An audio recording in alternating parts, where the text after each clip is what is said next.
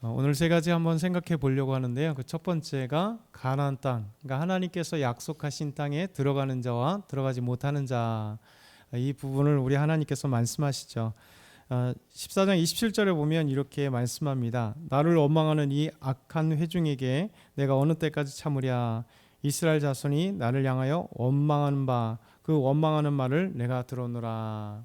그러니까 가나안 땅을 악평한 자들의 말을 들은 이스라엘 백성들, 그래서 그들이 모세를 원망하고 하나님을 원망하는 이 백성들 때문에 하나님은 그들의 원망 소리를 들으셨다. 그들의 죄악을 들으셨다. 이렇게 말씀하고 있어요.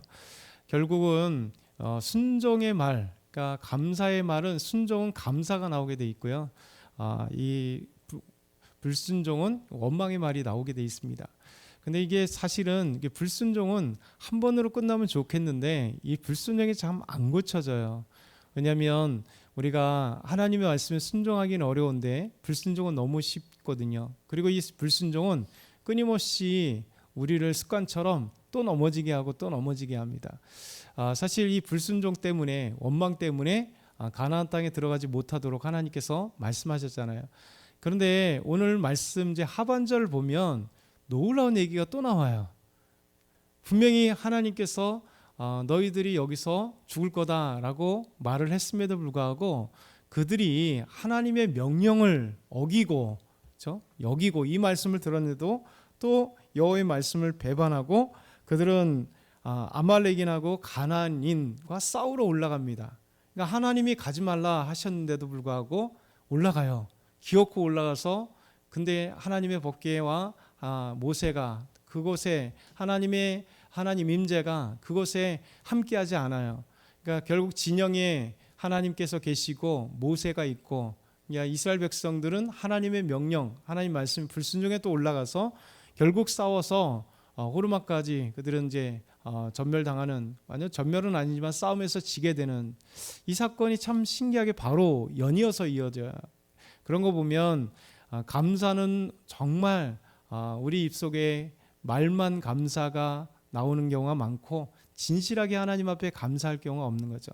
왜냐하면 감사가 있다면 삶의 변화로 이루어집니다. 그래서 우리가 하나님 앞에 진실한 감사가 있다면 삶의 행동으로 나타나게 돼서 말씀의 순종, 그러니까 입에서만 순종이 아니라 우리의 삶의 모습으로, 행동으로 하나님 앞에 감사하고 삶의 변화가 일어나고 그리스도인답게 살아가려고 치열하게 몸부림치게 되어 있습니다. 그런데 이 불평은 하나님 앞에 불순종 때문에 나오게 되는데 이 불순종은 끊임없이 우리에게 못된 습관이 되어서 조금만 무엇인가 잘못되면 순종하는 사람은 하나님께 기도해요. 하나님, 이 어려움을 저에게 극복하게 해주십시오. 하나님, 제가 믿음이 약해서 이렇게 잘 못합니다 하고 하나님께 기도하게 되지만 불순종하는 사람들은 바로 거기서 기도하는 것이 아니라 먼저 원망의 소리가 나오죠. 감사의 소리는 없고 원망과 불평과 그냥 좌절과 눈물이 그 앞에 가득해요.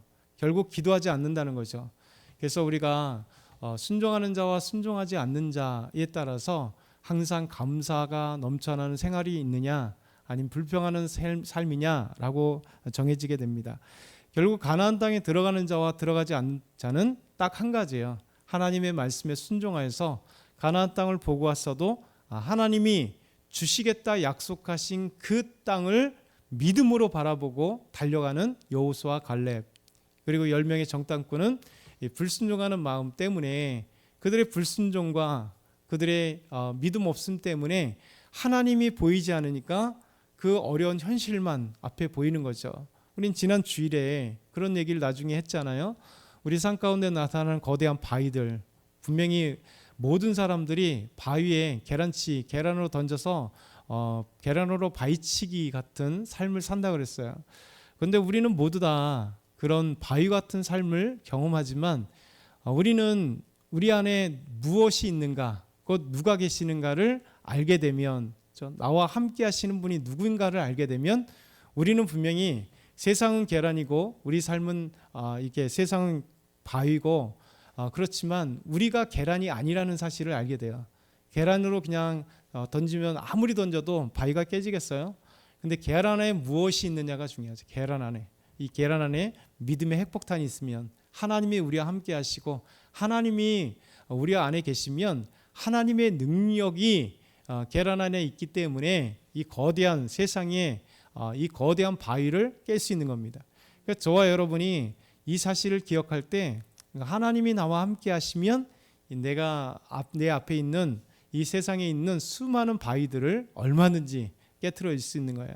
그래서 내가 아니라 내 안에 계신 하나님이, 우리와 함께 하시는 하나님이, 나와 나를 사랑하시는 예수님이 우리와 함께 하기 때문에 그렇습니다. 결국 27절의 말씀처럼 가나안 땅에 들어가지 못한 자는 하나님을 원망한 자들. 그래서 하나님을 원망했을 때 그 원망의 소리를 하나님께서 들으셨기 때문에, 그렇죠? 하나님이 20세 이상으로 나온 하나님을 원망한 자들은 이 광야에서 죽을 것이다. 하나님이 말씀하셨고 실제 그들은 광야에서 죽었습니다. 그러나 놀라운 것은 믿음을 가졌던 여호수아 갈렙만이 가나안 땅에 들어갈 수 있을 거라고 우리 30절과 38절에 말씀하고 계세요. 한 가지 더 붙여서 여호수아 갈렙만이 가나안 땅에 들어간 게 아닙니다. 하나님이 분명히 20세 이상으로 이스라엘 백성들, 출애굽한 백성들을 계수하라 그랬잖아요. 근데 잘 보면 20세 밑으로, 그러니까 20세 이상으로 나온 자들은 이 광야에서 불평했기 때문에 죽지만 하나님은 여호수아 갈렙 외에 유아들을 살려주세요. 그러니까 20대 밑으로 하나님께서 비록 출애굽하여 나온 아이들이지만 하나님께서 이 아이들은 불쌍히 여기셔서 하나님께서 그들을 살려주시겠다 말씀하세요. 그게 31절이에요. 우리 14장 31절 한번 다시 한번 읽어볼게요. 시작. 너희가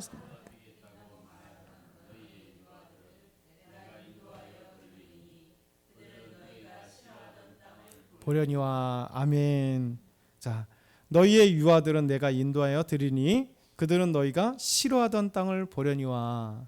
10명의 정탐꾼의 그 불평 소리 때문에 모두가 원망하며 불평했던 그 땅에 유아들은 들어가리라. 하나님의 은혜지 않겠어요? 이게 하나님께서 성경을 잘 보면 신기하게도 하나님의 은혜가 곳곳에 숨겨져 있어요. 그래서 유아 20세 밑으로는 하나님께서 불쌍히 여기셔서 여호수아 갈렙과 같이 그들이 가나안 땅에 들어가리라 이렇게 말씀하는 거죠. 그러면 여기에 유아들은 가나안 땅에 들어갈 때 이제 모세가 죽고 나중에 여호수아가 지도자가 되어서 이스라엘 백성들과 함께 가나안 땅에 요단강을 건너고 여리고를 정복할 때 그들은 몇 세가 될 것 같아요? 적어도 40살 정도, 제 하가 40살부터 60세까지 가장 정령기에 그들은 광야의 생활을 다 경험하고 하나님의 은혜를 경험하고 그들이 바로 가나안 땅을 정복할 수 있는 하나님의 은혜도 그들이 보게 되는 거죠. 단순하게 광야에서 살아있고 가나안 땅, 하나님이 약속하신 땅만을 본 게 아니라 이들은 결국 광야 40년 동안 하나님의 은혜들을 마음껏 체험한 세대 아니겠어요? 결국 만나와 메추라기를 경험했고요. 물에서 이 반석에서 물이 터지는 것도 경험했고요. 그리고 수많은 대적이 와도 하나님이 그들과 싸워 승리하게 하시는 그것을 경험하게 되고 결국 하나님께서 아브라함에게 약속하셨던 그 땅을 700년 만에 여리고를 정복하고 요단이 갈라지고 그들이 결국 들어가서 차지하는 이 영광의 삶을 이들이 체험한 거예요. 결국 이들도 사실은 불평의 세대입니다. 원망의 세대입니다.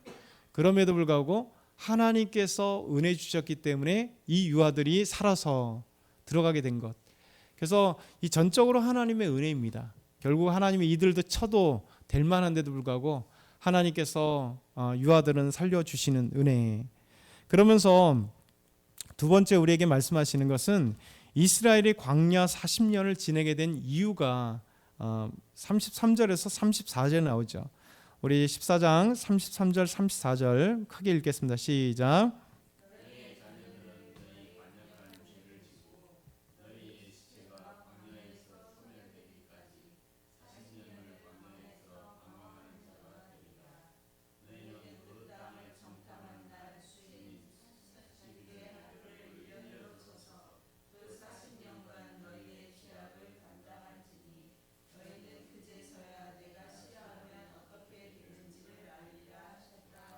아멘.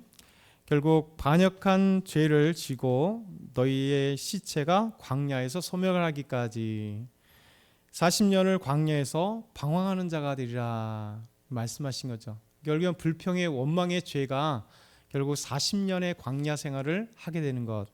왜 40년인가는 그 뒤에 나오죠. 결국 가나안 땅, 그 정탐한 날수 40일이니까 이 40일을 하루를 1년으로 해서 40년 동안 광야에서 그들은 생활하게 되었고 40년의 광야 생활 동에 너희 죄를 담당해라. 결국 이 광야 생활 속에 한 가지 하나님의 은혜도 체험하지만 40년은 광야는 결국 그들의 죄값이죠.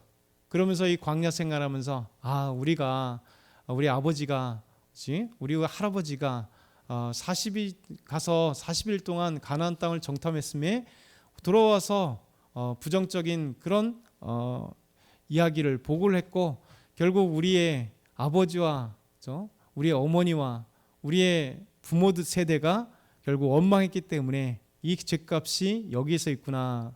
끊임없이 이것을 되새기면서 결국 광야 생활은 하나님의 은혜를 경험하는 동시에 죄악에 대해서 다시 한번 생각해보는 이 사실을 결국 죄값을 담당해라, 죄악을 담당해라 말씀하시는 겁니다.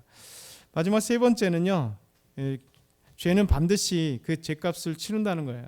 이게 바로 하나님의 공의라는 사실입니다. 우리 35절에서 37절 보면 나 여호와가 말하였거니와 모여 나를 거역하는 이 악한 온 회중에게 내가 반드시 이와 같이 행하리니 그들이 이 광야에서 소멸되어 거기서 죽으리라. 모세의 보냄을 받고 땅을 정탐하고 돌아와서 그 땅을 악평하여 온 회중이 모세를 원망하게 한 사람 곧 그 땅에 대하여 악평한 자들은 여호와 앞에서 재앙으로 죽었고. 결국 원망한 자, 불평한 자들은 광야에서 다 죽었다 말씀하고 있어요. 결국 하나님은 공의로우신 분입니다. 만약에 이 죄가 있음에도 불구하고 하나님께서 그 죄값을 치르지 않았다면 공의의 하나님이 아니시겠죠. 그러면서 유아들을 살려주시는 것 하나님의 놀라운 사랑이고 죄에 대한 죄값을 치르게 하시는 것은 공의예요. 결국 그들은 40년 광야에서 다 그들의 생을 마감하게 되는 출애굽한 세대가 20세 이상으로는 다 여호수아 갈렙 외에는 다 죽임을 당하게 되는 것. 그것은 바로 죄값이다라는 것이죠. 그런데 하나님은 한 번에 죽이시지 않으세요. 죄값도 이게 또 하나님의 공의면서 동시에 사랑인 거죠. 만약에 그 시간에 바로 한 번에 다 죽였다면, 한 번에 죽였다면 참 무서운 하나님의 칼날이 될 겁니다. 분명히 공의에 대한 무서운 칼날이 되긴 하지만 40년이라는 시간을 자연스럽게 살다가 자연스럽게 죽는 거예요. 왜냐하면 20세 이상이잖아요. 그러니까 언제 죽었는지 모르지만 그들이 적어도 20세 이상이었기 때문에 20세부터 30세가 된 분도 있고 40세가 된 분도 있을 거잖아요. 그러면 지금 이 시절이 적어도 3,400년 전이에요. 그러면 사람들의 평균 나이가 얼마 정도 될까요? 30세에서 많아야 40세 정도 될 거예요. 그렇다면 사실 죄값으로 죽임을 당하나 자연스러운 과정 속에 하나님은 그곳에서 다 죽게 하시는 또 하나님의 은혜가 여기에 있는 거예요. 그래서 결국 그들은 죄값을 분명히 치르신다. 이것은 하나님의 공의입니다. 그럼에도 불구하고 한 번에 갑자기 죽이신 게 아니라 그들이 자연스럽게 살아가면서 자연스럽게 광야에서 생을 마감하게 하시는 또 하나님의 사랑이 여기에 담겨져 있다라는 거예요. 그러니까 저와 여러분도 마찬가지예요. 끊임없이 하나님께서 우리에게 사랑의 그 은혜를 내리시고 또 그러면서도 동시에 믿음의 사람이 공의가 없다면 되겠습니까? 공의가 우리가 세상을 향하여 불평하는데 그 세상은 향하여서 왜 정치를 보면서 어떤 사람들을 보면서 왜 범죄자들을 보면서 공의가 없는가 욕하는데 우리 스스로에게 대해서는 공의가 없다고 얘기하지 않으면 그거는 불공평한 거잖아요. 근데 하나님은 공의의 하나님입니다. 그래서 사랑과 공의가 동등하여서 놀란 하나님의 사랑도 주시고 또 하나님의 공의도 우리에게 이루어 주심으로써 우리가 믿음으로 온전히 살아갈 수 있도록 해주십니다. 오늘도 저와 여러분이 항상 우리에게 믿음으로 말미암아 우리에게 보여주는 그 아름다운 땅을 향하여 아름다운 비전을 향하여 오늘도 달려가시고 그 땅을 차지하는 저와 여러분 다 되길 소망합니다. 사랑의 하나님 아버지 감사합니다. 오늘도 믿음으로 승리하게 하여 주시옵소서. 믿음으로 아름다운 삶의 고백이 또 아름다운 감사가 넘쳐나는 입술과 행동과 삶이 될 수 있도록 도우시옵소서. 예수 그리스도의 이름으로 기도드립나이다. 아멘.